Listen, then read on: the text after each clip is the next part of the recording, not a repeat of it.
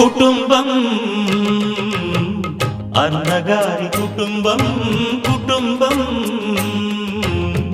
అన్నగారి కుటుంబం కుటుంబం అన్నగారి కుటుంబం కుటుంబం అన్నగారి కుటుంబం